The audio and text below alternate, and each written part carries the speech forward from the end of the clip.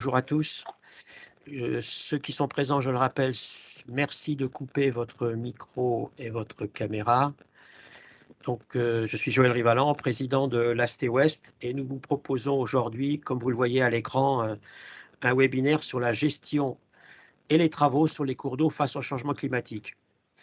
Et je pense que le sous-titre est aussi important, dimensionnement avec une hydrologie incertaine. Est-ce qu'il pleuvra moins, plus, ou en tout cas différemment? Quelle partie faut-il prendre? C'est un petit peu l'objet de la réflexion. Est-ce qu'il faut essayer de maintenir absolument la situation actuelle? Est-ce qu'il faut anticiper des évolutions? C'est un petit peu le thème que l'on va aborder. C'est un webinaire qui a été monté avec l'aide de la CREMA, la Commission ressources en eau, milieu aquatique de l'AST. Vous aurez 3 interventions. Une première, tout de suite, de Jacques Delarocque, qui est membre de la CREMA, qui va poser un petit peu le cadre de ce webinaire. Et ensuite, 2 exposés, un qui concernera une opération de restauration du marais de Tadin, et le deuxième concernant la modification de la gestion du barrage de la Chaise. Nous aurons, après chaque intervention, un temps d'échange. Alors, on est nombreux, on est une centaine. Donc, merci à chacun d'utiliser le chat. On est au fil de l'eau. N'hésitez pas à poser vos questions et on essaiera d'en prélever un certain nombre, voire de vous faire intervenir si possible. Voilà, je vais tout de suite laisser la parole à Jacques pour commencer la présentation. Bonjour à tous. Donc, comme l'a dit Joël, en fait, c'est une réflexion qui a été menée dans le cadre de la commission ressources en eau et milieux aquatiques.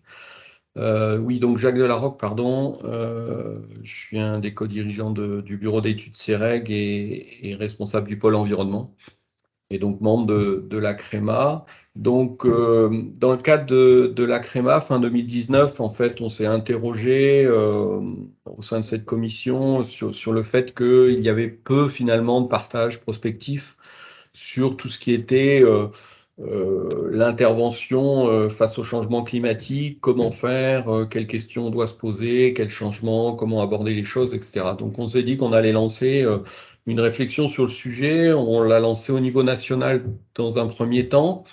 Et puis ensuite, bon, comme vous le savez, est venu le Covid, donc on s'est dit comment on continue. Donc on a organisé ça autour de différents webinaires en éclatant des interventions dans les différentes délégations régionales. Donc on a eu une intervention sur Rhône-Alpes, Limousin, Poitou-Charentes, et puis aujourd'hui Ouest Bretagne et Pays de Loire, et ça va se poursuivre sur la région PACA l'année prochaine.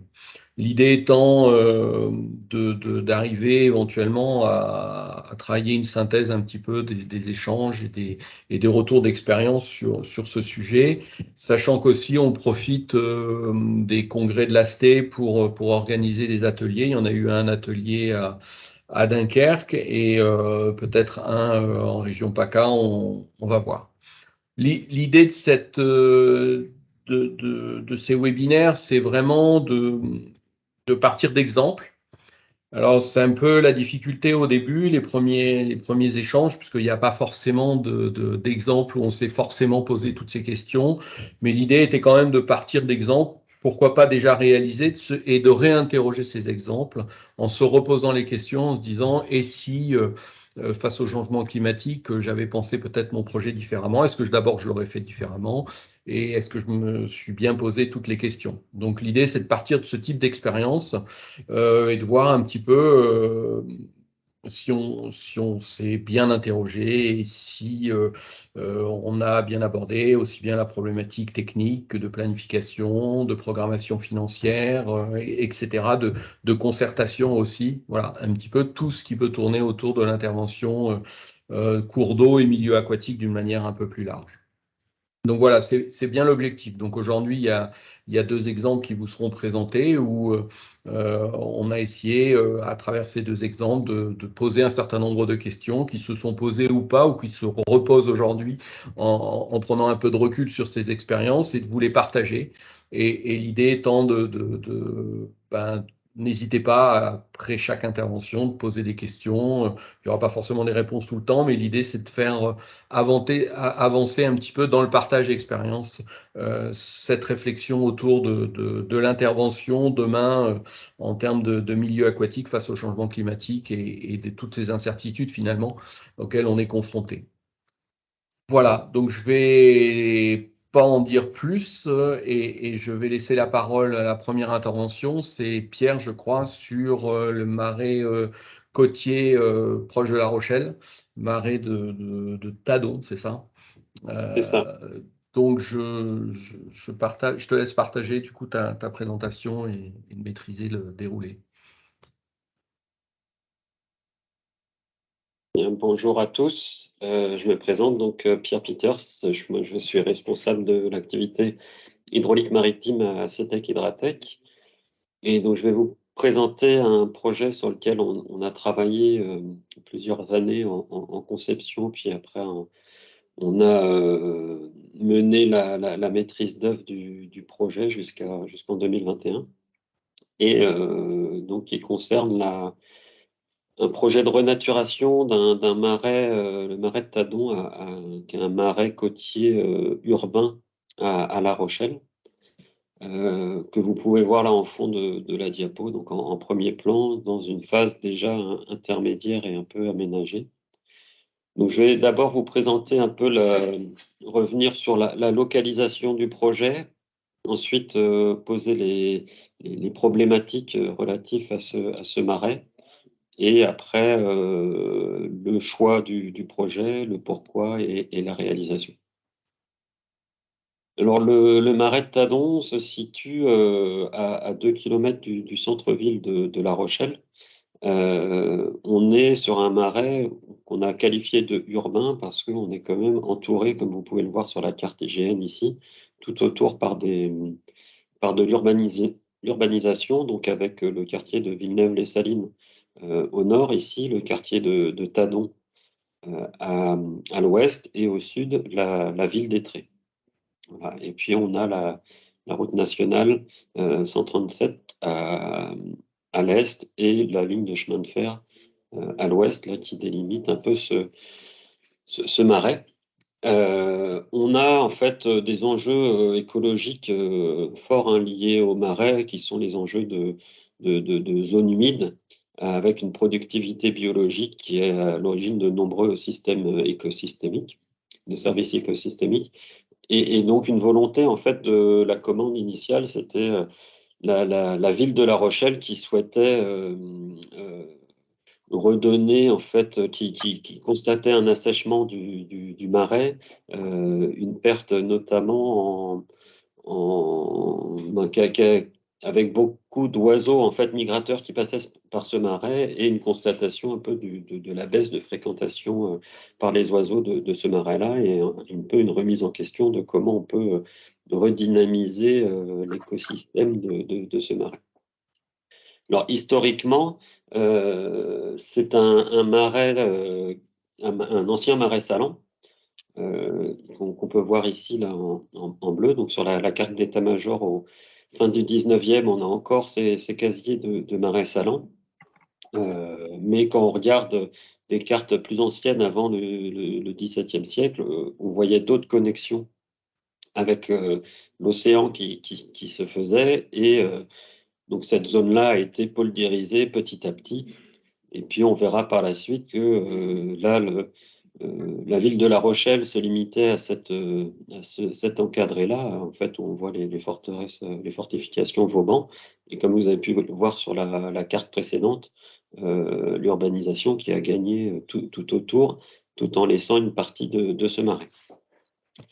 Dans les années, donc au début du XXe et jusqu'au milieu du XXe siècle, on voit l'urbanisation qui se développe, notamment avec le développement du tourisme balnéaire et la nouvelle gare de La Rochelle, qui est un bâtiment assez emblématique de ces années-là.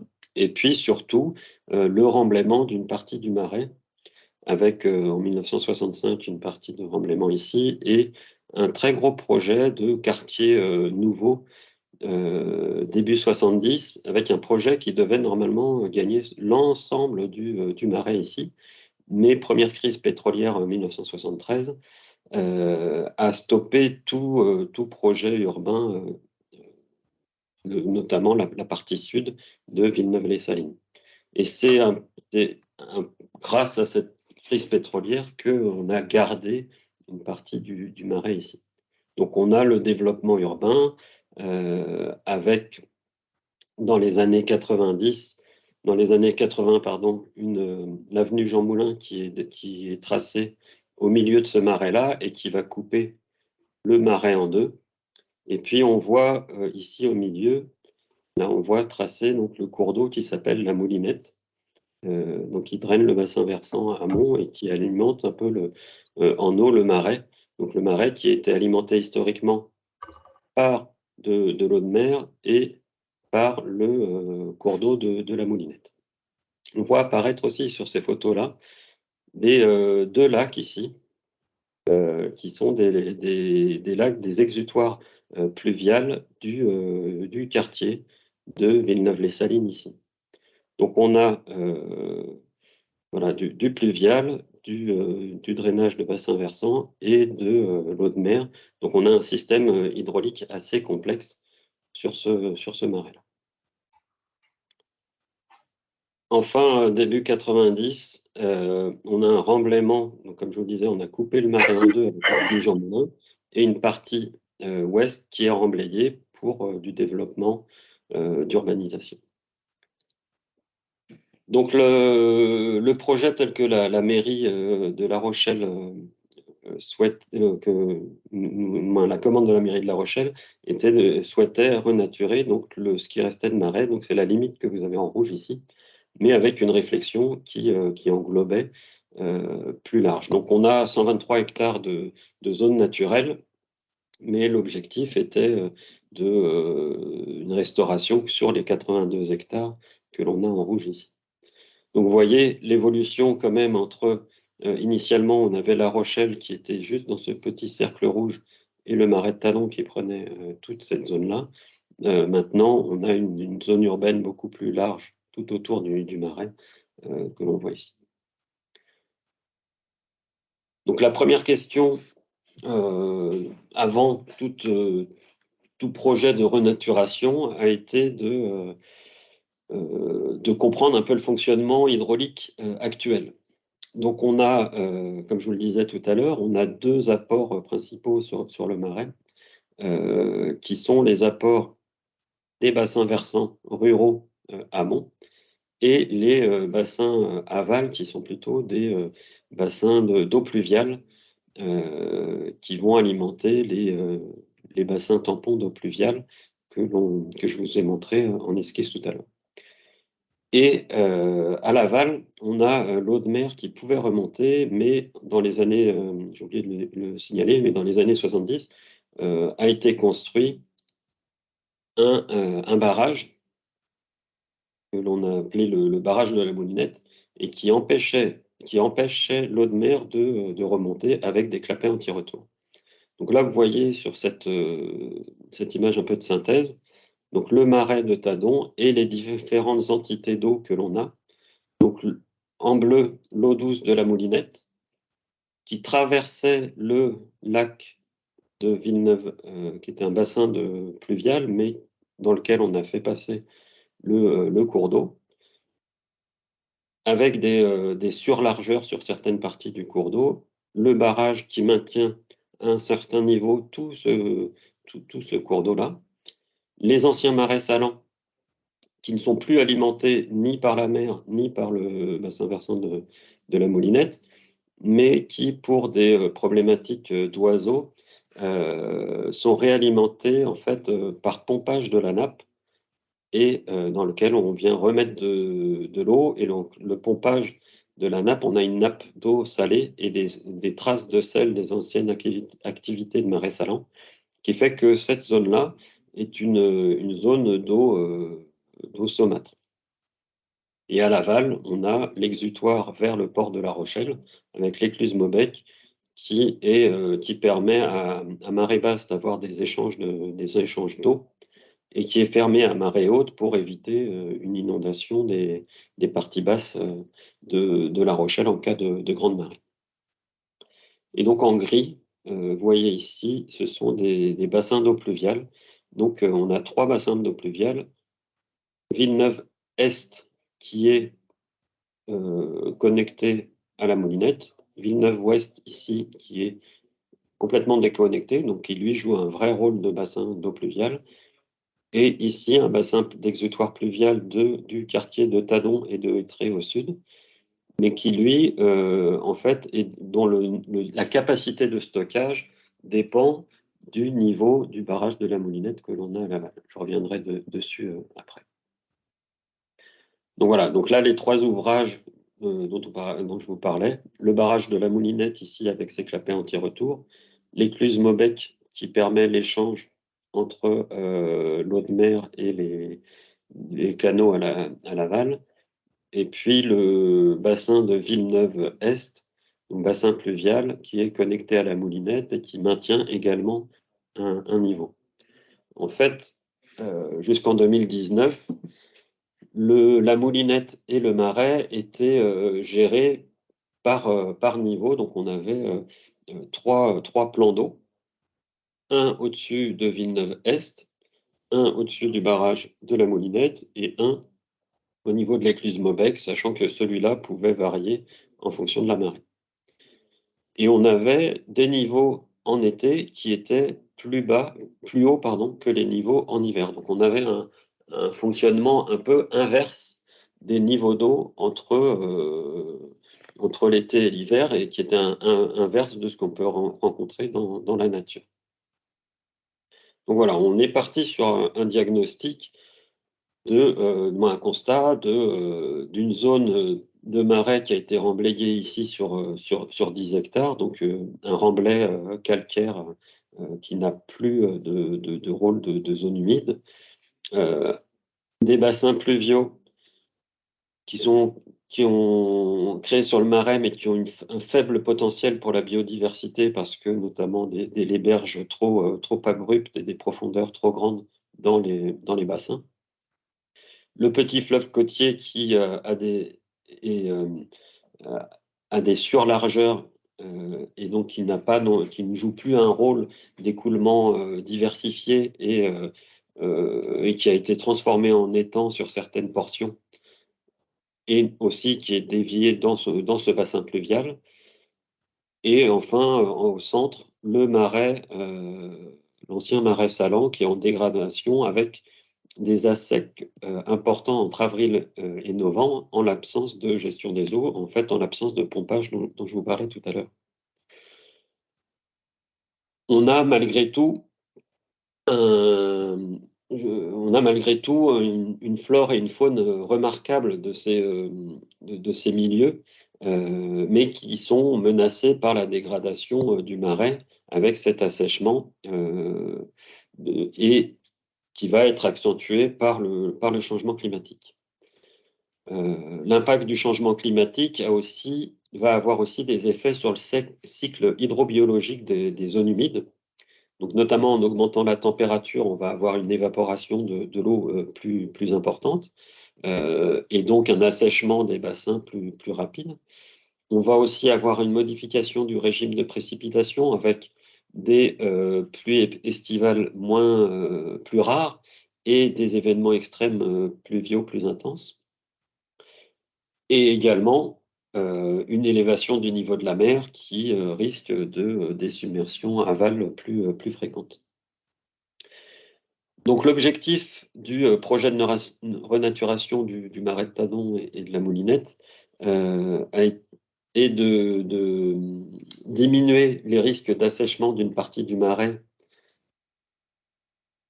en alimentant non plus par pompage, mais gravitairement, profiter de la marée à l'aval et de la Moulinette à l'amont, de créer une zone tampon contre les inondations et en cas de submersion marine grâce à ces zones d'expansion des crues, et une recalibration du cours d'eau de la Moulinette pour la diversification des écoulements et la diversification des habitats. Concrètement, ça se traduit par une création de 10 hectares de zones humides ici, en modifiant le bassin d'eau pluviale de Tadon là, que l'on voit ici, en fait, en le rendant plus large et moins profond, avec des îlots pour les oiseaux, avec une zone où on a une zone saumâtre pour recréer des habitats de marais saumâtres, des remodelages des bassins pluviaux, pareil, avec des pentes douces et des replantations pour créer des habitats favorables au développement de la biodiversité.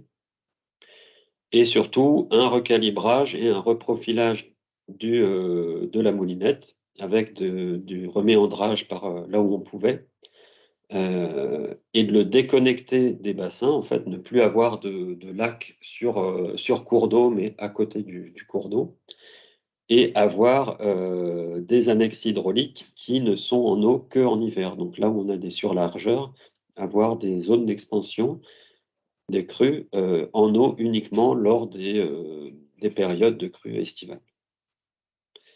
Et donc pour gérer tout ça, pour pouvoir aussi réalimenter le marais au milieu en eau douce par la moulinette et en eau salée par la marée à l'aval, on a mis en place près de 9 ouvrages hydrauliques qui vont permettre de gérer les alimentations d'eau entre la moulinette, entre la partie aval et la gestion des écoulements intérieurs.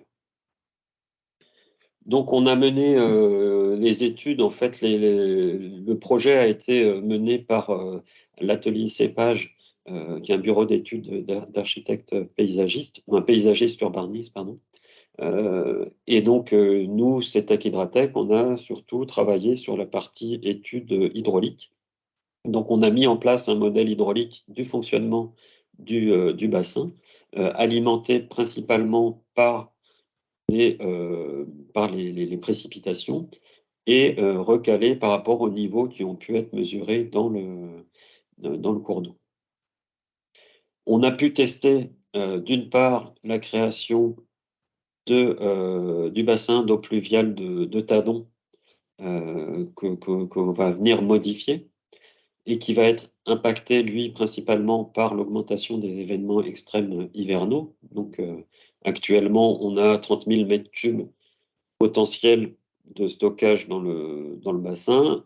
L'idée étant de retrouver à minima ces 30 000 mètres cubes, mais pouvoir jouer sur un volume potentiel plus grand, même si on prend la pluie trentenale pour le dimensionnement, se dire si on a des précipitations plus intenses, pouvoir accueillir plus d'eau.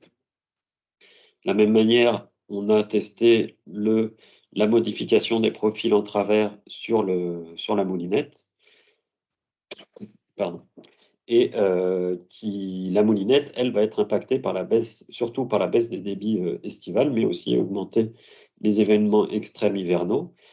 Et donc, le profil a été recalibré. On a recalibré le profil en créant des systèmes de lits emboîtés, donc avec un lit d'étiage qui permet d'avoir une profondeur suffisante pour notamment la continuité piscicole en été, et un lit majeur suffisamment large pour accueillir la crue centenale et éviter les débordements sur les enjeux urbains que l'on voit par ailleurs.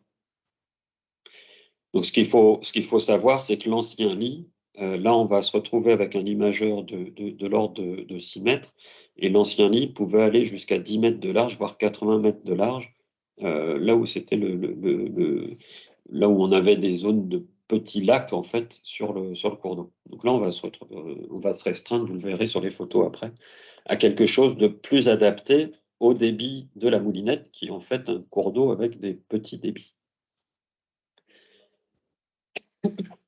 Donc voilà, on cartographier l'ensemble des actions qui ont été menées d'un point de vue hydraulique, avec des aménagements sur les ouvrages existants, donc suppression de certains ouvrages existants, création de vannes qui permettent d'alimenter le cœur de marais, la suppression du barrage de la Moulinette pour permettre l'alimentation en eau de mer dans une partie du marais, et création d'une autre vanne pour éviter la remontée de l'eau de mer dans la Moulinette et n'avoir que des zones, que certaines zones en eau saumâtre et conserver quand même les habitats existants sur les eaux douces.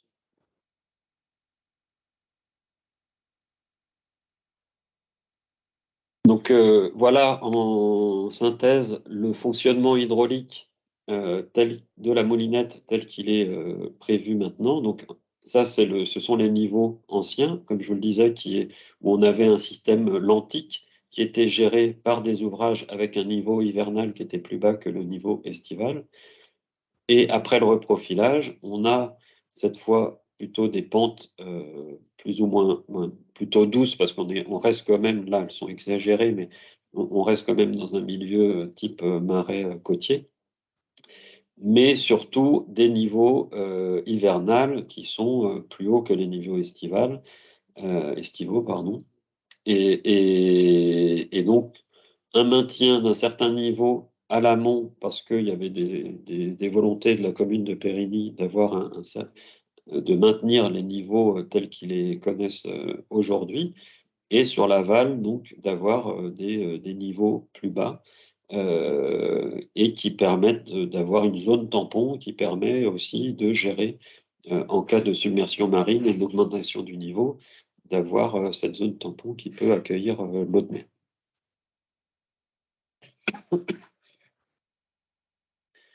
Donc ça, c'est le plan AutoCAD de l'ensemble des actions. Donc on a les ouvrages hydrauliques avec les pastilles blanches, mais on a aussi des actions paysagères et beaucoup de travail de terrassement des bassins pour pouvoir accueillir des zones d'eau. Donc, et un très gros travail de terrassement ici pour enlever tout le remblai calcaire et redonner ce caractère zone humide à ce bassin. Donc, il y a une partie bassin d'exutoire pluvial et une partie bassin saumâtre.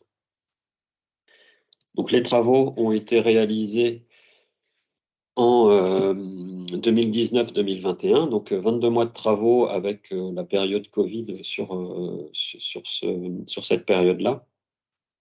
169 000 m3 de déblais essentiellement donc, sur la partie ouest du marais, 10 hectares de zone humide donc, créés dans cette partie-là, avec une partie douce, une partie saumâtre, des annexes hydrauliques qui ont été remblayées avec une partie donc, des déblais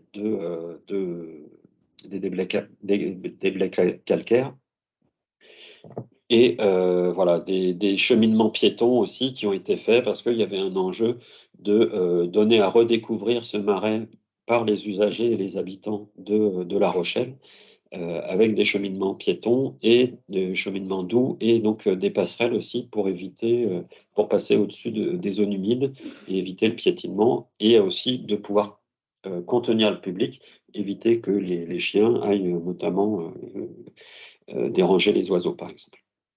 Donc, une maîtrise d'œuvre, comme je vous le disais tout à l'heure, Cépage, Cetec, Hydratec, et donc des entreprises qui sont intervenues en fonction, donc Charrier TP pour tout ce qui était le terrassement, Buesa sur tous les ouvrages hydrauliques, ID sur tout ce qui était plantation, espace vert, et BLC pour tout ce qui était mobilier en bois du projet.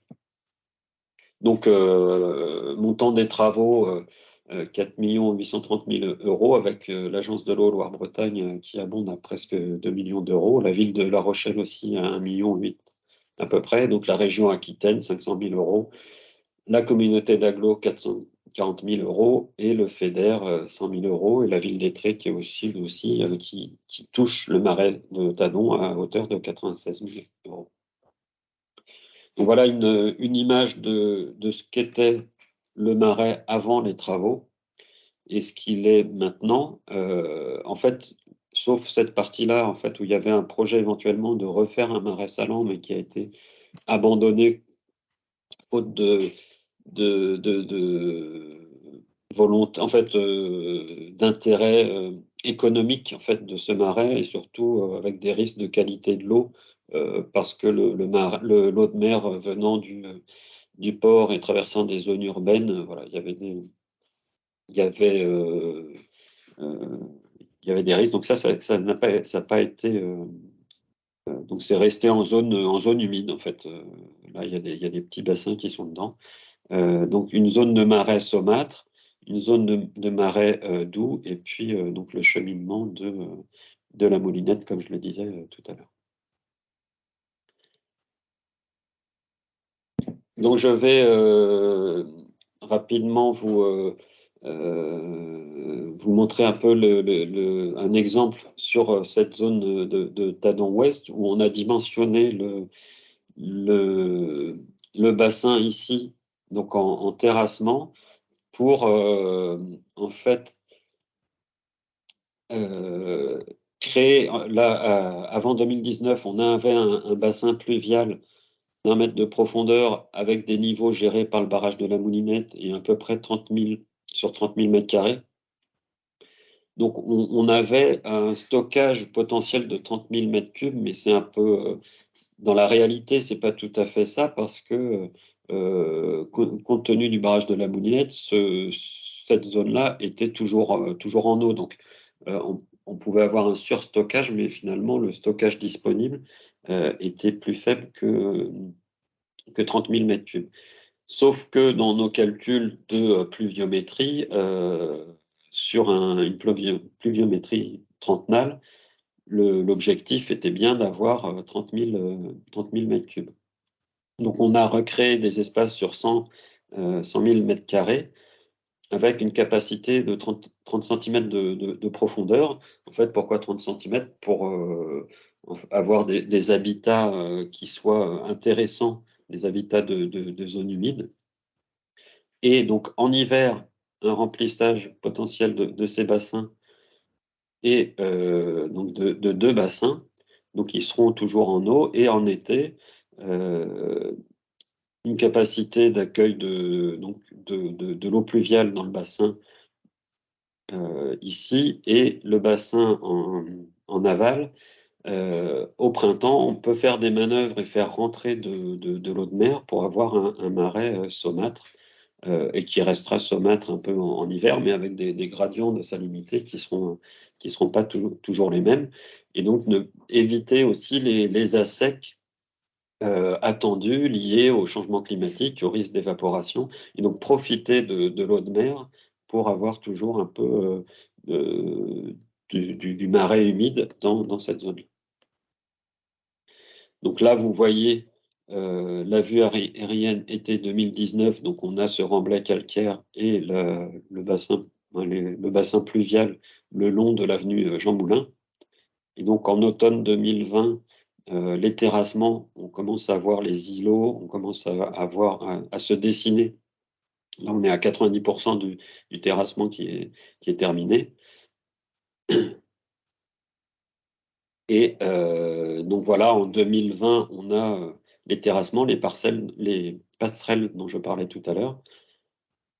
2020, et un an après, la végétation qui a repris ses droits sur ces secteurs-là, avec là au fond, vous voyez la gare de La Rochelle.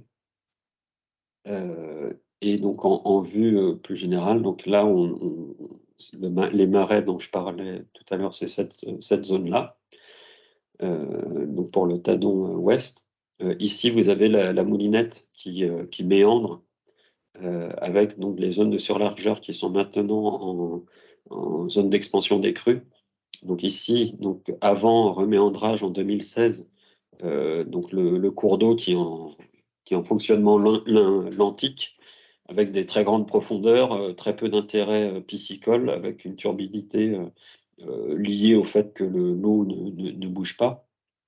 Et donc en 2021, juste après les travaux, donc les banquettes, le lit d'étiage, et on voit ici donc la végétation halophile qui reprend ses droits avec des diversifications des écoulements qui est plus intéressante pour la vie aquatique. Voilà. Et donc le plan du marais de Tadon tel qu'il est affiché maintenant avec les zones humides, le marais, la zone pluviale de Tadon-Ouest et les lacs dont je parlais tout à l'heure, dont les berges ont été revues en pente douce avec, pareil, des plantations plus intéressantes pour la biodiversité. Avec un enjeu, en fait, changement climatique, de garder cette zone humide, parce que l'on sait que les zones humides sont des puits de carbone importants. Et voilà, il y a tout un enjeu puits de carbone qui est suivi par l'Université de La Rochelle. Donc, si vous voulez en savoir plus, vous pouvez aller sur le site de La Rochelle. Il y a également, donc sur le site les actualités du marais de Tadon. Et je vous invite aussi à regarder une vidéo alors, qui a été faite par Charrier sur le projet, donc et qui retrace tous les travaux en fait, qui ont été menés et pourquoi ils ont été menés sur le marais. Merci Voilà. Pierre. Je vais relayer une question là, puisqu'on est dans ce qu'on appelait l'hydrologie incertaine. Comment a été pris en compte le changement climatique? Vous aviez des chroniques de débit amont. Qu'est-ce qui a été pris comme évolution, aussi bien en étiage et en crue? Et du côté marin, jusqu'où a été anticipée la montée de l'eau de mer? Comment ça a été traité tout ça? Alors, en fait, on n'a pas repris, dans l'idéal, il aurait fallu reprendre les chroniques de pluie, les projections de pluie faites notamment par Météo France, et puis pouvoir les comparer au projet actuel. Là, on est parti sur des lois de pluie actuelles sur lesquelles on a pris une augmentation de 20% de pluie sur les extrêmes, sur les pluies de retour 30 ans. Voilà, on n'est pas rentré finement dans le détail, alors que maintenant, si on avait à le refaire maintenant, on reprendrait les chroniques de prévision de pluie, notamment fournies par Météo France. Sur les débits, en fait, comme les pluies génèrent les débits, voilà, nous, on est dans des modèles bassin versant pluie-débit. On n'avait pas de mesure on avait les mesures de débit au niveau du barrage, mais on avait des mesures de niveau et on en a déduit les débits par loi de surverse sur le seuil. Donc, ça a été recalé après en modèle pluie-débit. Donc, tout part des pluies. Pour le niveau marin, dans le cas d'un événement extrême où il fallait qu'on dimensionne le bassin pluvial, où on conjuguait un peu tous les événements extrêmes, on a pris une élévation du niveau de la mer de plus 1 mètre.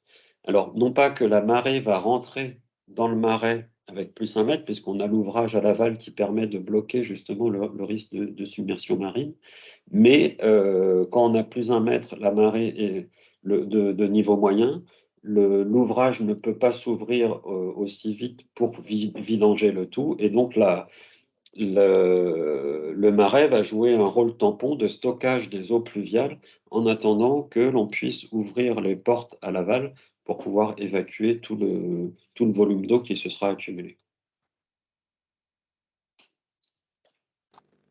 Autre question que je vais relayer, il est demandé si un comblement des zones humides est créé et craint. Et si oui, est-ce que ça a été un problème qui a été anticipé? Est-ce qu'il y a un entretien de prévu ou qui était nécessaire? Alors la question se pose parce que effectivement, s'il y a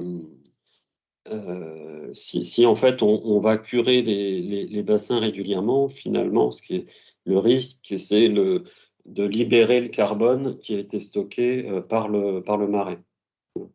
Et donc, c'est là où donc il y a un suivi du marais qui est prévu, hein. Il y a un plan de gestion du marais et un suivi avec des mesures sur 20 ans qui est prévu, où on espère aussi qu'avec le faire rentrer et repartir l'eau de mer, on ait un départ de ces fines vers la mer et que le piégeage du carbone soit fait plutôt relarguer en mer plutôt que de le relarguer dans l'air, quoi. Voilà, on n'a pas de solution toute faite sur éviter le comblement, si ce n'est un suivi quand même de ce milieu-là. Et puis voir l'évolution, hein. Si son évolution naturelle est d'aller vers un comblement, c'est aussi parce qu'on a un stockage du carbone qui se fait. Jacques, je ne sais pas si toi, tu as des questions de ton côté, et n'hésitez pas en tout cas à utiliser le chat si vous souhaitez en poser. Je crois qu'il y avait une des questions qui était sur les débits, où tu as répondu essentiellement, Pierre, sur la problématique des débits plutôt importants, plutôt plus importants et des chroniques par rapport à des pluies plus fortes, etc. Mais il y avait aussi la question, elle portait aussi sur la problématique de la gestion des débits d'étiage et éventuellement comment ça avait été pris en compte par rapport aux ressources qui vont diminuer de façon plus importante, et donc du coup comment ça a été dimensionné en termes de lits d'étiage, de lits mineurs, etc. Oui, ben, en fait, si je reviens sur le profil, le profil à l'équilibre, là, il faut en fait, faut qu'on ait un profil qui soit proche de l'équilibre du fonctionnement actuel pour le lit d'étiage, puisque on va le mettre, on l'a mis en route, en fait, on l'a calibré pour les débits tels qu'ils sont aujourd'hui.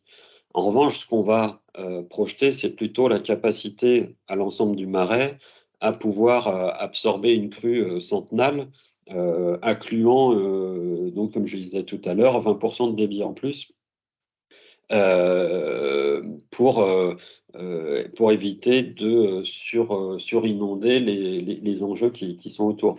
Le lit d'étiage, lui, il devrait théoriquement évoluer en même temps que l'évolution sensible de l'étiage. Si on le fait trop petit en anticipant un étiage dans 30 ans, naturellement, le cours d'eau va éroder ce lit d'étiage et va normalement réélargir ce lit d'étiage. L'inverse, si on le fait trop large, on va avoir des lames d'eau trop basses et donc des capacités de nage réduites pour les poissons, etc. Donc pour l'étiage, on ne peut pas anticiper le lit d'étiage par rapport à un débit futur, mais en revanche, c'est plutôt sur les crues où on va pouvoir calibrer le lit emboîté plus large s'il le faut pour accueillir les débits plus importants. Je ne sais pas s'il y a d'autres questions, parce que j'ai vu quelques mains se lever, mais il faut savoir que quand vous êtes très nombreux, on ne les voit pas persister. Donc si vous avez des questions, passez par le chat.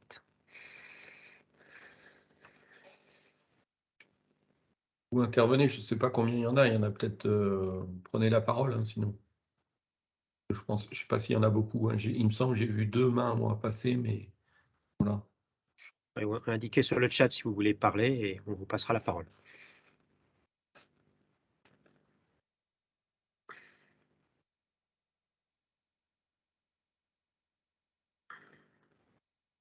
Et s'il n'y a pas d'autres questions, je n'en vois pas.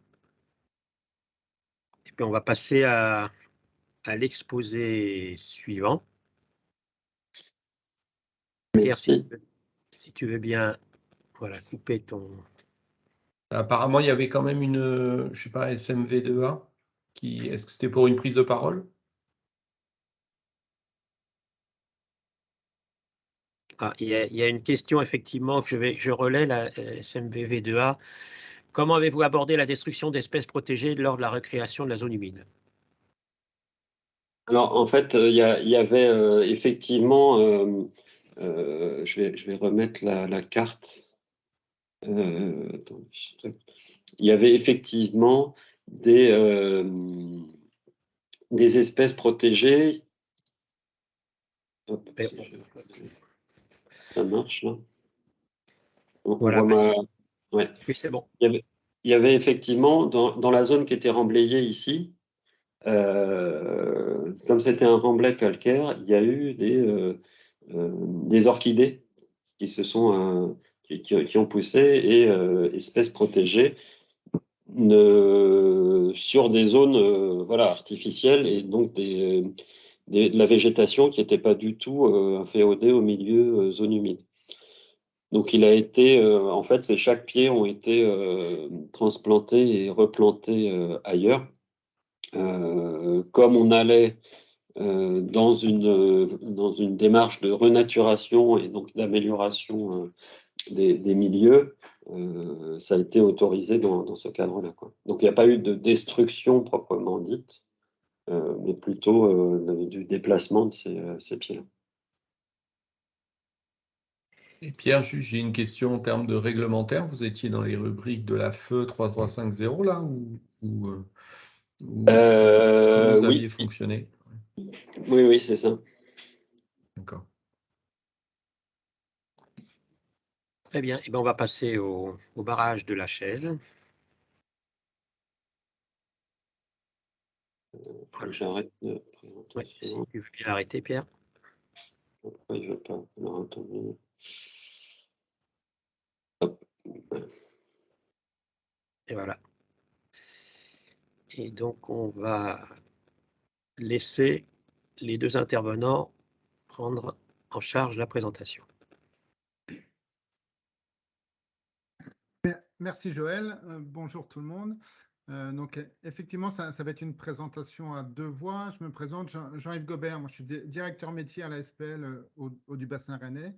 Et donc je suis accompagné de Luc Aquilina, qui a plusieurs casquettes, mais qui a notamment en charge le pilotage de la chaire eau et territoire dans le cadre de la Fondation Rennes 1, qui est professeur à l'Université de Rennes. On suivra peut-être sa présentation tout à l'heure. Donc effectivement, avec Luc, nous allons vous présenter notre expérience de la gestion des masses d'eau sur le bassin rennais, à la fois pour le volet eau potable, parce qu'on a besoin de ces ressources pour faire de l'eau potable, et également sur le volet assainissement, notamment en période estivale, avec bien sûr l'importance des débits d'étiage et la possibilité de rejeter les eaux usées traitées. Donc, Tu vois où est le chat, toi? Je viens d'avoir Sandrine au téléphone, Sandrine Trenel, qui me dit Vous pouvez couper votre micro. Donc, la présentation aura deux volets. Une présentation à long terme. Ce sera l'objet d'une modélisation que présentera Luc. Et puis, une présentation une gestion plus à court terme. Concrètement, la manière dont a été gérée l'année 2022, particulière d'un point de vue des ressources en eau, avec cette sécheresse qui continue à se poursuivre sur le bassin rennais. Oui, Luc, peut-être parce que effectivement, 2022, en Bretagne, on subit aussi les sécheresses, hein. On le voit sur la carte, l'extrait de cette carte qui montre les zones en vigilance, en alerte ou en crise. Et la Bretagne, au mois d'août, était bien en crise sécheresse. On le voit avec le rouge sur la carte, on le voit avec le jaune sur les vues satellites.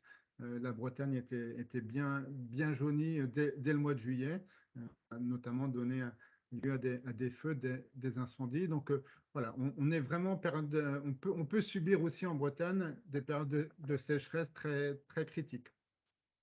Et ceci nous avait amené, voilà, au niveau d'eau du bassin rennais, à s'interroger sur nos ressources à l'horizon 2050 ou 2100.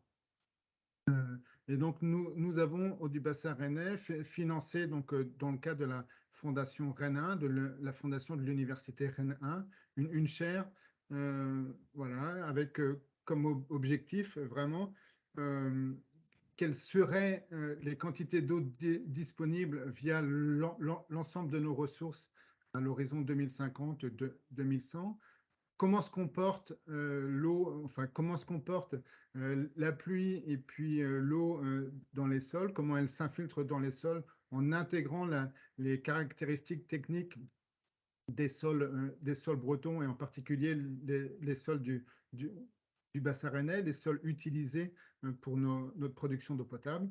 Et puis enfin, l'objet, et c'est le dernier volet de cette étude, quels sont les outils qui doivent être développés pour aider cette fois-ci, pour faire un transfert, je dirais, de compétences et de technologies entre les études et les applications pour les exploitants, pour les gestionnaires d'eau potable ou d'assainissement. Donc, avant de laisser la parole à Luc, qui fera donc une présentation détaillée du travail de thèse qui se termine actuellement, juste un petit zoom sur le dispositif de production et d'alimentation d'eau potable du bassin rennais. Voilà, donc là, une cartographie simplifiée pour vous dire que nous avons la chance, au niveau du bassin rennais, de disposer de nombreuses ressources en eau, que ce soit des barrages, des rivières, des eaux souterraines, et puis on a également des drains historiques de 1880 sur la zone de Fougères. Donc ça vraiment, c'est une richesse. Et puis parmi ces barrages, on a un barrage, je l'ai entouré en rouge, un barrage stratégique, qui a une capacité maximale de 14,5 millions de stockage. Donc ça fait un peu plus de 12,5 millions d'eau disponible, parce que comme dans beaucoup de barrages, on a un fond de peau qu'on ne peut pas utiliser. Et donc, ce réservoir, ce barrage est très, très stratégique.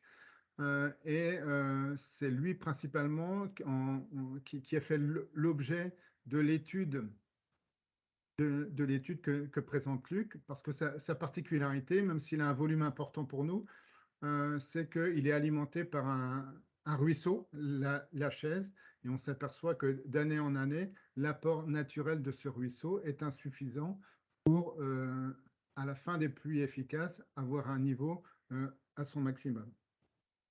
Voilà, donc moi je vais laisser la parole à Luc, et en fin d'exposé, je reviendrai plus particulièrement sur la manière dont a été gérée l'année 2022.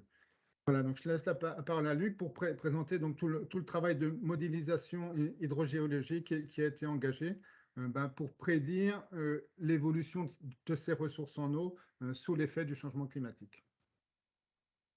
Merci Jean-Yves. Bonjour à tous. Donc, je suis très content de vous présenter ce travail que nous avons entrepris donc, voilà, dans cette collaboration avec Eau du Bassin Rennais. Et pour nous, c'est un point important, voilà, d'avoir situé ce travail de recherche dans cet échange à partir des questions qui étaient celles de Eau du Bassin Rennais, ce qui nous a aidé, nous aussi, à formuler nos questions de recherche qui ont été principalement développées dans le cadre de la thèse de Ronan à Bervet, qui va soutenir en début décembre. Alors, il y a 3 points dans ma présentation. Le 4e point, c'est donc Jean-Yves Gobert qui reviendra dessus. Donc, tout d'abord, quelques mots sur l'évolution hydroclimatique. Donc, on se penche un petit peu sur le passé. Et donc, dans le diagramme que je vais vous présenter, on va regarder les précipitations pendant la période de basse eau en fonction de la température. Et le code couleur que vous avez sur la droite est un code temporel. Quand on est dans les bleus, on est dans les années 60, et vous voyez que quand on arrive vers 2010-2020, on sera dans les rouges. Donc, ce qu'on voit, c'est que on a dans le bas, en bas à droite, des périodes plutôt froides et humides, et à l'inverse, en haut, des périodes qui sont plutôt chaudes et sèches. Et donc, on voit très, très clairement l'augmentation de la température. Vous voyez qu'on a pratiquement pris 2 degrés sur cette période, donc sur la région rennaise. Donc, quelque chose qui est déjà très marqué. Et quand on regarde un petit peu plus dans le détail, on voit qu'on a non seulement une augmentation de température, mais également en termes de précipitation, la valeur globale est peut-être en légère augmentation, mais ce qu'on voit surtout, c'est une modification de la répartition de ces précipitations avec un allongement de la saison estivale et puis un décalage des pluies. Voilà, ce qui est en soi un résultat qui est voilà, observé dans un certain nombre de régions en France, voilà, mais qu'on a pu quantifier. Alors, un point qui est plus intéressant en termes de gestion, donc Jean-Yves parlait du barrage de la Chaise, qui est effectivement un barrage important. Donc là, ce qu'on va regarder, c'est le volume d'eau qui est disponible dans ce barrage, avec toujours ce même code couleur au cours du temps. Et voilà ici les évolutions. Donc en bleu, donc on voit le cycle annuel. Donc en bleu, les années 60, et puis, le début des années 2000, et puis en rouge, donc les années les plus récentes. Et ce qu'on voit, c'est à la fois un décalage temporel et également un niveau qui est plus bas. Donc, on ressent bien les effets conjoints d'un décalage des précipitations et d'une augmentation de température qui augmente le prélèvement par les plantes.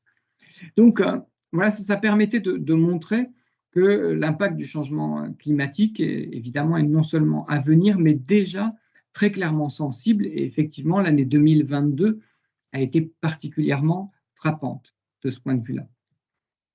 Alors, la partie importante du travail a été de développer des modèles qui étaient adaptés à la question qui était posée, donc la quantité d'eau qui allait être disponible dans les cours d'eau pour alimenter les barrages et la quantité d'eau disponible dans les cours d'eau également pour les autres usages, donc biologiques ou également les rejets de stations d'épuration. Donc pour ça, on est parti d'un modèle dans lequel on a considéré que l'amont des cours d'eau, donc les sources qui alimentent les cours d'eau, sont des zones en fait de résurgence, donc d'intersection entre la nappe souterraine et la surface. Et dans les aquifères fracturés, donc typiques de la région Bretagne, qui sont peu profonds, finalement, 70% du linéaire, ce sont les têtes de bassins versants, donc des zones avec des petits débits et qui sont notamment marqués par le fait qu'ils peuvent être intermittents, donc ils ne sont pas pérennes tout au long de l'année. Et donc c'est notamment à ces zones-là qu'on s'est attaché à reproduire. Alors, je ne vais pas rentrer dans le détail du modèle. En deux mots, les points importants, c'est qu'on n'a pas cherché à faire des modèles complexes, multicouches, très détaillés pour chaque zone particulière, mais plutôt des modèles simples qu'on a calés de manière innovante, de façon à avoir des objets qu'on pouvait utiliser assez facilement pour tester un certain nombre de scénarios. Qu'est-ce qui se passe si on augmente les précipitations, si on les diminue, également pour pouvoir passer d'une zone à une autre. Donc l'idée, c'était plutôt d'avoir un outil très souple. Alors, ce qu'on a fait de manière innovante, hein, généralement les modèles hydrogéologiques sont calés sur les niveaux de nappe. Là, ce qu'on a fait, c'est qu'on a reproduit à l'aide du modèle numérique du milieu souterrain le réseau des cours d'eau. Donc à gauche, vous avez la valeur, le schéma simulé, et à droite, vous avez le réseau observé. Et donc, on a fait varier les propriétés hydrauliques du milieu pour se rapprocher du réseau observé, donc qu'on a pu caler à partir du réseau onde. Et en fait, c'est une méthode qui est assez intéressante, qui fonctionne assez bien. On a comparé évidemment les conductivités avec celles qui étaient connues dans un certain nombre de bassins versants, mais ça permet également d'aller dans des endroits où les cours d'eau ne sont pas jaugés, où on n'a pas de données ni sur la nappe, ni sur les cours d'eau. Donc c'est, de ce point de vue-là, une méthode qui est assez intéressante. Alors, l'autre point d'intérêt, c'est que c'est une méthode qui est assez bien adaptée pour travailler sur l'intermittence des cours d'eau, comme je disais tout à l'heure, toute la partie amont des bassins versants qui en fait constitue souvent la majeure partie du linéaire. C'est généralement une zone qui est intermittente, donc qui ne coule pas pendant toute l'année. Alors, vous avez ici les observations de l'Observatoire national des étiages, ONDE, qui sont des données disponibles sur l'ensemble du territoire et qui montrent, vous voyez les points bleus, c'est quand on a un écoulement, en vert quand cet écoulement est non visible, et en rouge, vraiment les points d'assec. On voit assez bien répartis, et en haut, vous avez une image qui illustre cette intermittence.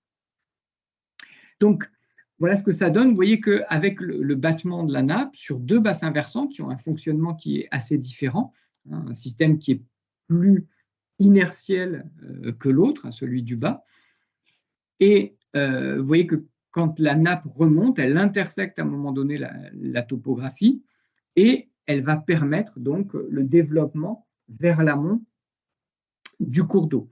Donc, c'est ce qu'on observe sur les cartes de droite, où on voit que dans la période hivernale, le développement réseau qui devient beaucoup plus important. Et puis, on voit la partie pérenne. Donc, on voit sur le bassin versant du haut, on a un système qui finalement, où la partie pérenne est relativement limitée, alors que sur le bassin versant du bas, on a un système qui, lui, a une partie pérenne qui est beaucoup plus étendue. Donc, voilà, c'est une méthode qui permet vraiment de caractériser cette intermittence. Alors, cette méthode, ces outils, on les a donc appliqués au bassin versant stratégique du territoire rennais.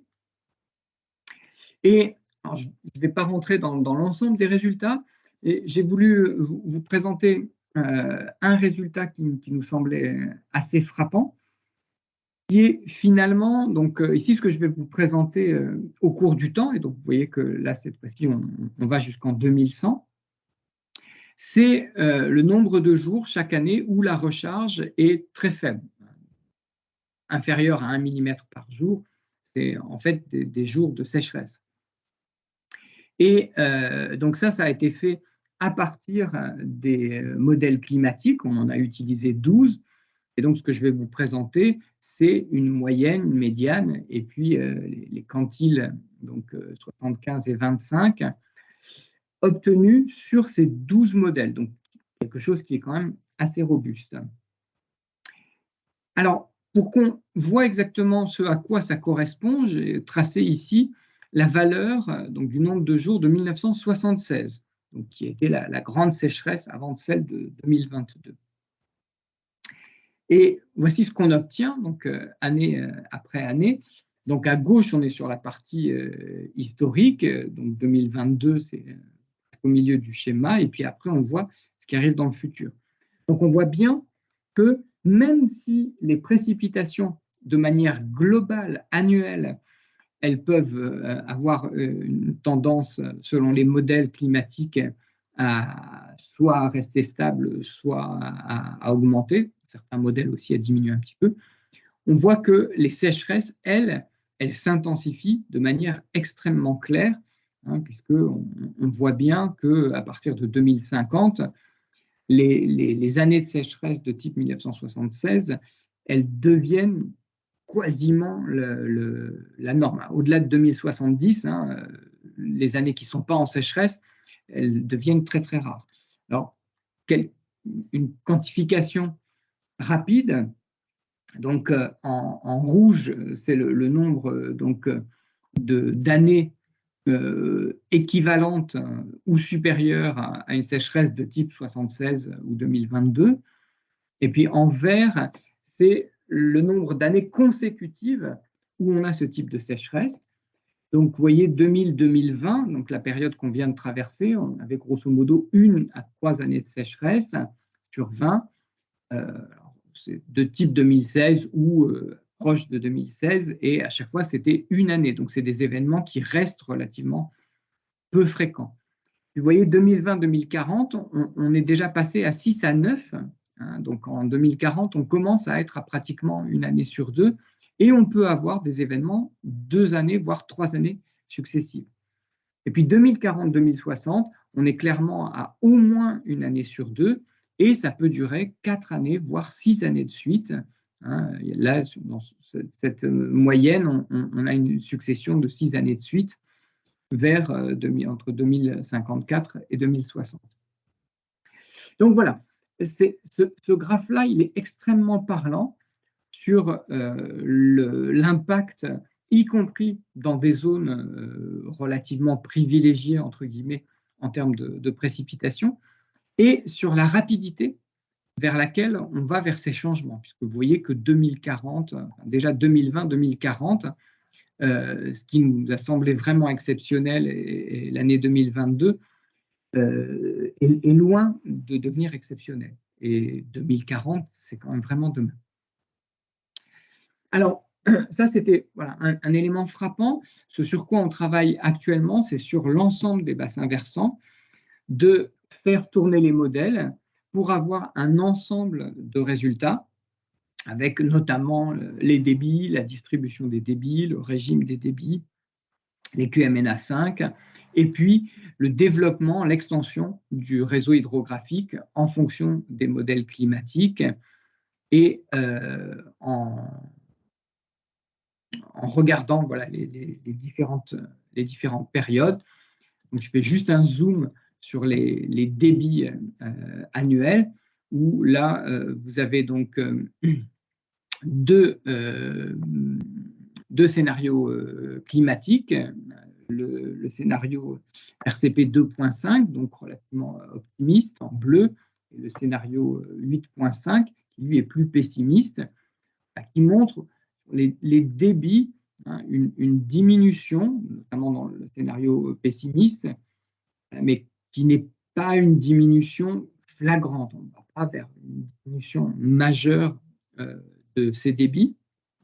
Néanmoins, quand on s'intéresse au QMNA5, hein, donc, et qu'on regarde donc, cette période de retour, on voit qu'on a clairement un impact sur la valeur, puisque donc, il est aujourd'hui de 38 000 mètres cubes par mois, et dans les deux scénarios, on oscille entre 29 et 23 000 mètres cubes par mois. Et à droite, on voit aussi l'impact, comme je l'ai présenté tout à l'heure, sur l'extension du réseau, avec les carrés verts qui sont les stations de rejet, qui montrent que voilà, un certain nombre de stations de rejet ne vont plus pouvoir être utilisées. Donc, là encore, hein, quand on regarde les chiffres globaux de débit, on cache des choses sur les débits pendant la période d'étiage.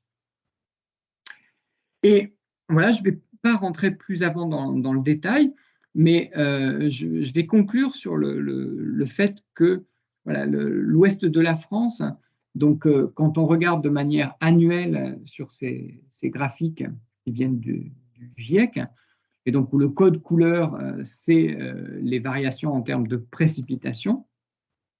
Donc, quand on est en rouge, on peut avoir perdu jusqu'à 40% de précipitation.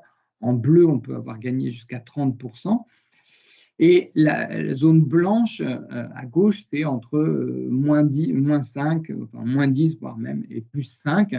Donc, on est un peu dans cette zone de transition.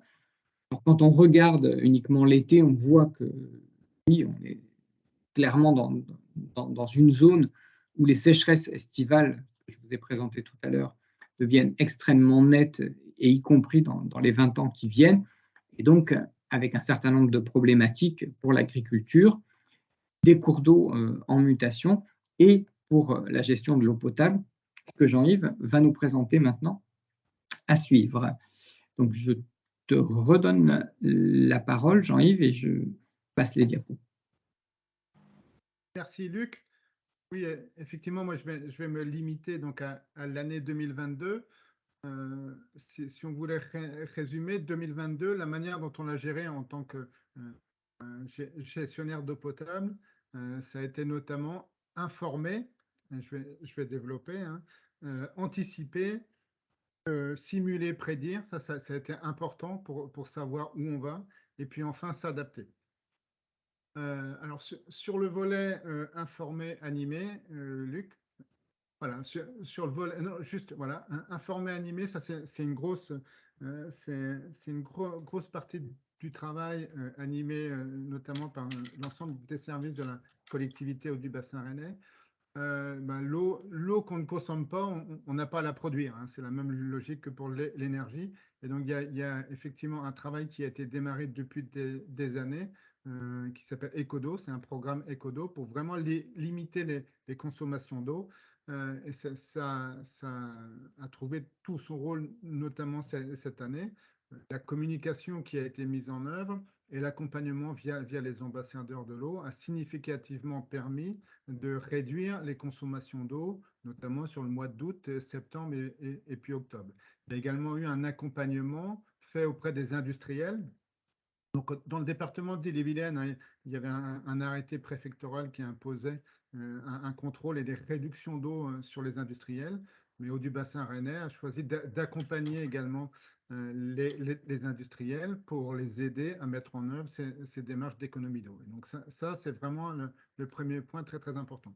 Le deuxième point, concernant l'anticipation, Luc, ouais.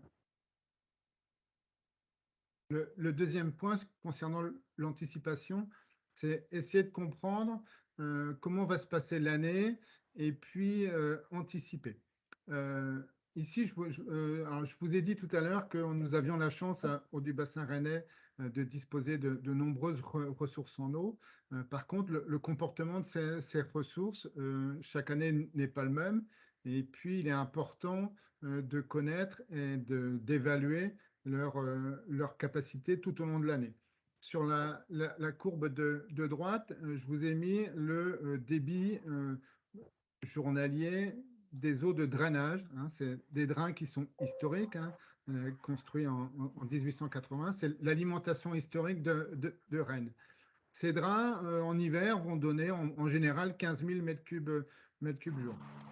Et puis en été, traditionnellement, plutôt aux environs de 7 000 m3 jour. Et on s'est rapidement aperçu cette année que dès les mois de février et mars, on avait des niveaux très très faibles, hein, plutôt de l'ordre de 10 000 m3. Et ça nous a mis en alerte, notamment avec l'expérience des années précédentes.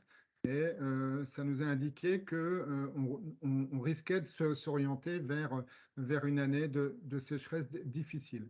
Et on sait que sur le dispositif d'eau du bassin rennais, lorsqu'on est en année de sécheresse, progressivement, les eaux de surface font défaillance. Je vous parlais de rivières. On sait qu'on risque d'avoir des rivières à l'étiage. Sur un autre barrage à Crofemel, on peut avoir des problématiques d'algues. Et donc, rapidement, on identifie le fait que le barrage de la Chaise, potentiellement, est la ressource qui devient très, très stratégique. Donc, à ce titre-là, les objectifs, c'est bien évidemment, comme c'est stratégique, ne pas utiliser cette ressource le plus longtemps possible. Hein, donc, hiver et printemps, essayer d'utiliser au maximum les autres ressources. Et puis, au-delà de ça, le remplir. Donc, remplir le barrage de la Chaise. On a la chance à l'aval d'avoir une rivière, donc la rivière le Meux, et on peut utiliser le pompage dans le Meux à la fois pour alimenter l'usine principale qui est l'usine de la Chaise, mais également pour remplir le barrage de la Chaise, également pour alimenter l'usine d'eau potable de Vigean. D'un point de vue d'exploitant purement économique, l'eau de la Chaise, elle arrive en gravitaire. L'eau du Meux, il faut la pomper. Donc, je ne vous fais pas de dessin par rapport aux problématiques d'énergie. En termes d'économie, on a tout intérêt à ne pas pomper dans le Meux. Mais d'un point de vue stratégique, c'est vraiment, à l'inverse, c'est vraiment ce qu'il faut faire.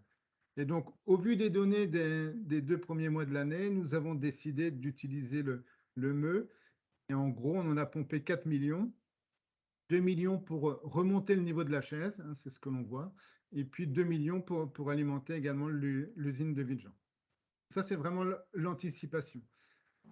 Ensuite, une fois que l'on a fait ça, c'est de développer des outils de simulation. on a développé des outils de simulation. Alors, ce sont des outils d'exploitants. C'est la page suivante. Voilà, donc des outils qui nous permettent, donc c'est la courbe en vert.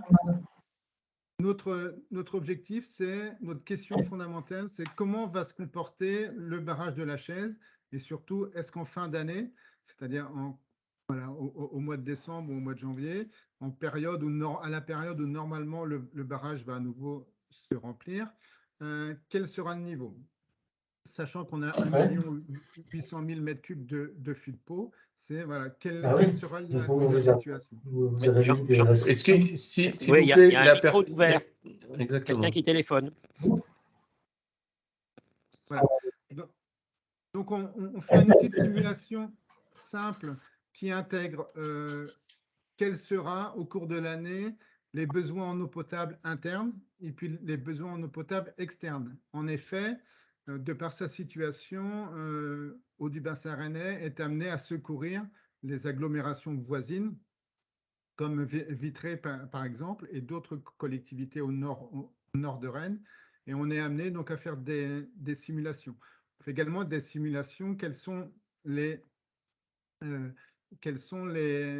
comportements que rencontreront les autres cours d'eau.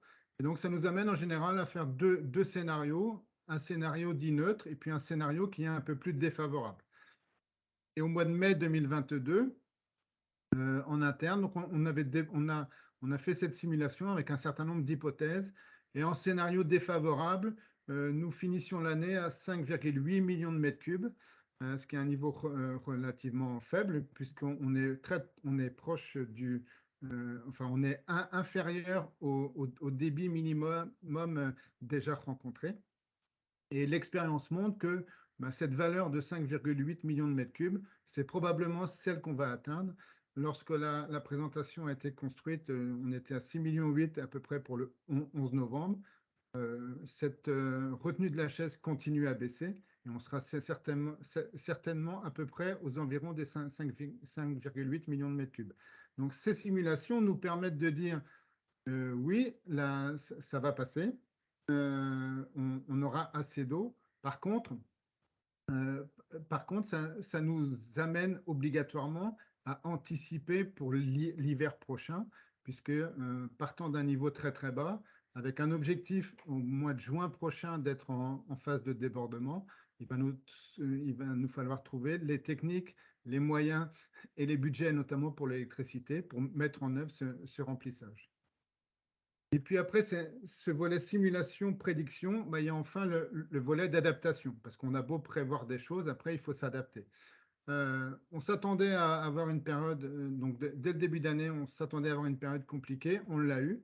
Je vous ai donné quelques exemples. Sur le Couesnon, par exemple, eh bien, on a eu un étiage très, très sévère. Et donc, l'usine étant alimentée à la fois par les drains, dont on a parlé tout à l'heure, et à la fois par le Couesnon, en l'absence de Couesnon, on ne pouvait pas se priver de cette usine. Et donc, nous avons adapté le fonctionnement de l'usine, alors que c'est une usine qui fonctionne 24/24. On l'a fait fonctionner ce qu'on appelle en bâché, 4 heures de fonctionnement, 3 heures à l'arrêt, pour trouver la méthode la moins dégradée possible pour traiter cette eau. On a également utilisé une ressource exceptionnelle qui se trouve au niveau de Sablières, en limite de Rennes. On a également sollicité les DREAL pour une diminution des débits réservés. En plus, c'est souvent ça la règle en période de sécheresse. On a moins de ressources et malgré ça, on doit produire plus d'eau. On a été amené de manière intense, comme on l'avait imaginé, à secourir les collectivités voisines. On a dû s'adapter aussi sur cette usine de Villejean, alimentée par l'eau de la Chaise. Il a fallu s'adapter. En période estivale, cette usine a un débit de production relativement faible, entre 5 et 10 000 m3 jour. On en a produit 10 fois plus. On était à 50 000 m3 jour pendant la période estivale parce qu'il fallait faire face à l'arrêt des autres usines. Et d'ores et déjà, eh bien, je dirais que nous sommes dans l'anticipation pour trouver des solutions pour remonter le niveau de la Chaise à partir de cet hiver. Voilà donc pour cette présentation sur ce qui a été mis en œuvre en 2023. Hein, en résumé, donc, la période n'est pas tout à fait terminée pour le point de vue de la sécheresse, puisque le niveau de la chaise continue à baisser. Les autres ressources sont stabilisées ou remontent, et on doit être déjà dans l'anticipation pour l'année 2023. Donc, en conclusion, effectivement, l'expérience de 2022 confirme les prédictions de l'étude qu'a présentée Luc. Je vous avais dit tout à l'heure en introduction qu'on avait besoin, nous, en tant qu'exploitants, d'avoir des outils. En fin de période de thèse et puis post-thèse, le travail va se poursuivre pour avoir des outils prédictifs sur l'ensemble des usines et des ressources. Un gros travail nécessaire, il a porté ses fruits, mais un travail sur les économies d'eau auprès de l'ensemble des consommateurs. Un travail certainement à l'échelle interdépartementale pour renforcer les liaisons. Un travail d'anticipation sur la gestion globale des ressources à l'échelle du territoire d'eau du bassin rennais. Chaque ressource est importante. Ce serait dommage d'avoir des manques d'eau de l'ordre de 500, 1000, 1500 mètres cubes jour, alors que certaines petites ressources locales, si on les protège à certaines périodes de l'année, on pourrait les solliciter en période d'étiage. Donc chaque point d'eau, chaque petite usine a son rôle à jouer dans l'ensemble de la boîte à outils de production et distribution d'eau potable. Donc la sauvegarde des prélèvements et des productions locales, c'est vraiment important. Puis à la fin, lorsqu'on va intégrer l'horizon 2050 et 2100, grâce au travail de thèse, on bénéficie des outils pour mettre en face les ressources disponibles, les consommations évaluées, modélisées à l'horizon 2050-2100, et comment l'ensemble peut être géré, est-ce que l'ensemble est suffisant ou pas, et ça peut nous amener à rechercher d'éventuelles ressources en eau supplémentaires.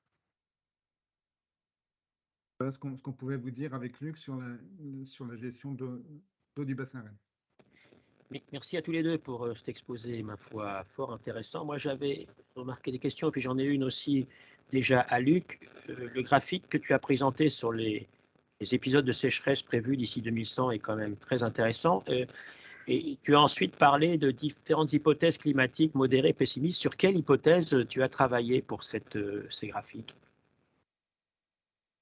Alors, sur ce graphique-là, on est sur une hypothèse. Alors, on a travaillé sur l'hypothèse pessimiste.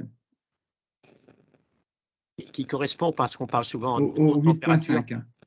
D'accord, en température, on est plutôt quoi, à 3 degrés au niveau global, c'est ça? Ouais, quelque chose dans ce goût-là, ouais, 3,5. D'accord. Alors, autre question, là, puisque tu as parlé là, des ambassadeurs de l'eau, qu'est-ce qu'ils font, auprès de qui ils agissent, et est-ce que tu as pu mesurer, ou est-ce que tu as pu, Jean-Yves, vous envisagez de mesurer leur action, l'effet de leur action? Vous avez des territoires tests, comment ça se passe? Alors, je vais peut-être commencer, puis j'ai vu que mon collègue Stéphane Loisy a mis tout à l'heure quelques questions et quelques compléments d'informations. Peut-être que Stéphane, si tu es OK, tu pourrais compléter. En éléments d'information, lorsqu'on a regardé les consommations du mois d'août et du mois de septembre et octobre, on s'est aperçu que la production nécessaire a augmenté, mais notamment parce qu'on est amené à secourir les territoires extérieurs. Il faut savoir que cette année, on va produire entre 27 et 28 millions de mètres cubes. Il y a 1 million de mètres cubes, par exemple, qui est en secours pour l'Est rennais, sur les communes de Châteaubourg et de Vitré. Voilà. Et quand on extrait l'ensemble des secours extérieurs sur les territoires rennais, en réalité, on a une baisse de consommation on l'a noté, de l'ordre de 3%. Après, faire la part des choses entre la réduction due, par exemple, aux industriels qui, eux, ont une obligation de baisse de leur consommation, et tout ça contrôlé par les autorités, d'un côté, et puis la baisse spontanée des usagers, on a du mal à le faire. Par contre, les ambassadeurs, ils sont présents sur les marchés, ils sont présents à la rencontre des populations. Ils vont également voir, il y a des démarches auprès de la Chambre de commerce d'Ille-et-Vilaine. Peut-être que tu peux compléter, Stéphane, mais il y a énormément de démarches, quoi, hein. Ouais, alors les ambassadeurs, c'est 4 personnes, hein. On a un service dédié à la collectivité ou du Bassin Rennais. 6 personnes en tout, donc 4 ambassadeurs et puis 2 personnes qui gèrent les relations avec les extérieurs. Il y a beaucoup de communication qui est faite pour réduire nos consommations d'eau. Notamment, alors il y a une grosse communication en septembre, hein, pour inciter à la diminution des consommations d'eau. Notamment, en particulier cet été, si vous vouliez recevoir un kit d'économie d'eau, vous pouviez vous inscrire sur le site d'eau du Bassin Rennais et puis recevoir des mousseurs et des équipements qui permettent, une fois installés, de réduire les consommations. Puis beaucoup de rencontres terrain, voilà, du travail aussi qui est fait sur certaines communes. On a ciblé des communes cette année qui sont un peu en difficulté, avec des usines qui doivent produire beaucoup. Une usine en particulier qui n'est pas interconnectée. Donc il y a eu un gros travail qui a été fait sur ces 4 communes pour inciter les abonnés à réduire leur consommation. Question complémentaire. Donc, vous avez d'un côté, vous espérez faire un petit peu baisser la consommation à travers ces actions. De l'autre côté, il y a de l'urbanisation. Comment sont vos prévisions là, à moyen terme? C'est une stabilité? C'est malgré tout une augmentation? Pour l'instant, à moyen terme, ce que l'on constate, hein, sur certains territoires, c'est même des baisses. Alors, le travail sur les économies d'eau, c'est aussi le travail sur le réseau de distribution, la recherche de fuites, la réparation de ces fuites, bien évidemment. Si je prends en exemple le territoire sud de Rennes, que la SPL a pris en exploitation depuis 2 ans. Traditionnellement, sur ce territoire, on avait une augmentation de l'ordre de 3% des volumes introduits par an. Et puis, assez spontanément et naturellement, on attribuait ça à l'augmentation du nombre de logements, par exemple. Et puis, il y a eu un gros travail, notamment avec des investissements de la collectivité sur la mise en œuvre de compteurs de sectorisation. Puis au-delà de cet investissement, du travail derrière pour utiliser l'ensemble de ces données et allouer des moyens pour travailler sur les recherches de fuites, avec un nombre de réparations de fuites important. On confirme là plutôt une baisse de l'eau introduite sur tout ce territoire, hein, qui représente une vingtaine de communes. Donc et puis on constate effectivement une augmentation du rendement de réseau.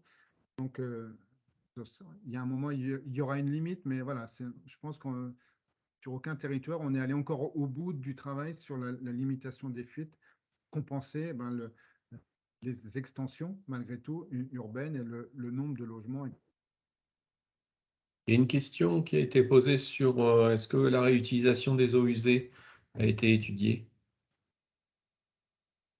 Pour l'instant, on n'a pas d'autorisation sur la réutilisation des eaux usées.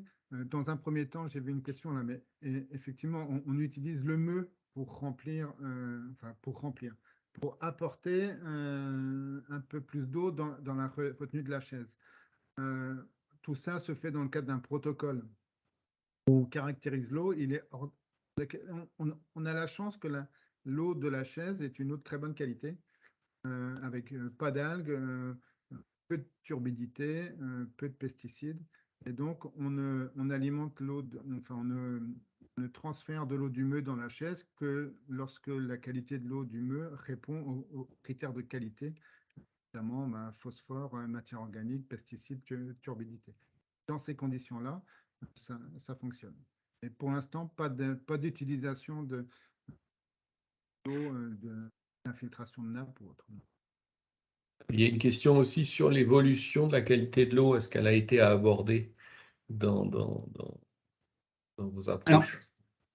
Alors, on n'a pas directement pour l'instant essayé de coupler les modèles avec des aspects de transfert.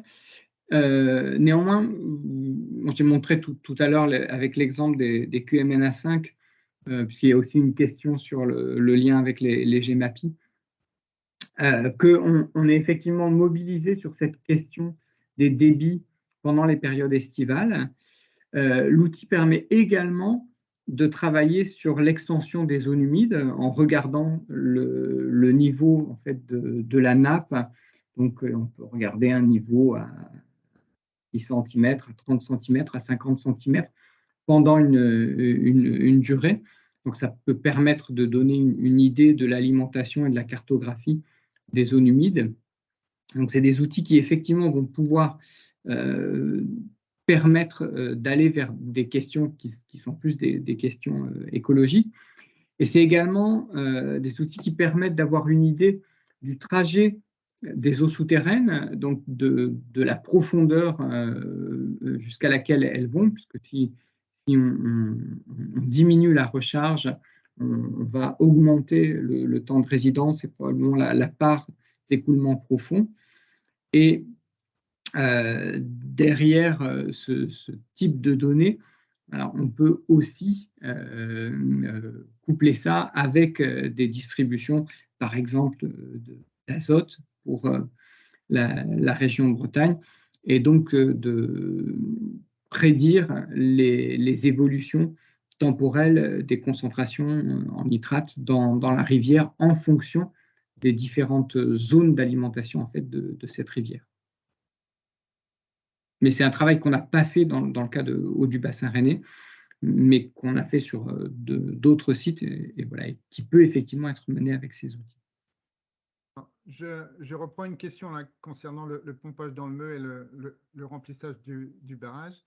On ne pompe dans le Meux que... Alors, on doit bien évidemment laisser le débit réservé. Donc, on est très vigilant sur le suivi du débit réservé, hein, qu'on suit en temps réel. Et on prélève dans le Meux que, je l'ai dit tout à l'heure, lorsque la qualité de l'eau est conforme à ce qui est attendu dans la chaise, mais effectivement qu'à l'aval du pompage, on respecte le débit réservé. Ce qui fait que concrètement, Ouais. les périodes possibles d'utilisation du Meux, c'est de janvier jusque mai, juin. Voilà. Ensuite, j'ai vu une autre question concernant la production d'hydroélectricité sur le barrage de la Chaise. Donc, c'est un barrage qui a été construit par la ville de Rennes, mais dédié à l'eau potable pour l'alimentation de l'usine de Vigean. Il n'y a pas actuellement donc, de production d'énergie électrique sur ce barrage. Donc, pas de compétition. Du coup, je réponds à la dernière question sur la transférabilité de l'outil de modélisation. Donc, ce que j'expliquais tout à l'heure, hein, c'est qu'effectivement, c'est un outil qui est facilement utilisable sur d'autres territoires, même quand on a finalement assez peu de données. Si on peut compléter par d'autres données, ben, c'est bien parce qu'on peut avoir une calibration qui va être plus détaillée et plus précise. Alors, pour l'instant, on travaille justement sur l'idée de coupler l'outil qui est avant tout un outil de modélisation des bassins versants à une modélisation du barrage en lui-même qui pose une question en lui-même puisqu'on stocke de l'eau et donc elle peut être évaporée et puis elle peut également s'infiltrer vers les nappes. Donc, voilà, donc ça c'est un petit peu un autre travail sur lequel qu'on est en train de définir actuellement, le couplage entre les deux. Mais l'outil en lui-même de modélisation sur les débits, sur les tendances en termes de sécheresse, etc., oui, c'est un outil qui effectivement est transférable. Ce sont des outils qu'on a développés, qui sont sur une plateforme qui est ouverte, donc qui peuvent être utilisés. Donc après, on n'a pas fait d'interface qui permette directement à quelqu'un de l'utiliser. Mais voilà, c'est aussi une des choses sur lesquelles on pourrait travailler. Donc, c'est une plateforme interne, hein, donc, qui est en fait une plateforme avec différents outils de modélisation qui vont chercher des codes hydrogéologiques relativement classiques, mais voilà, sur lesquels on a travaillé sur le fait d'aller chercher les données du bassin versant, d'appliquer le modèle, de choisir les modèles climatiques, etc. Et donc, tout ça est automatisé, ainsi que la calibration. Je ne sais pas s'il y a encore quelques questions. Merci en tout cas à toutes ces explications. Je n'en vois pas d'autres. Écoutez, on est un petit peu en avance. Merci. J'espère que ces 2 présentations vous ont permis de progresser dans la connaissance. Et vous pourrez donc retrouver sur la chaîne YouTube de l'ASTE le replay du webinaire qui est à votre disposition. Voilà. S'il n'y a pas d'autres questions, merci à tous. Merci.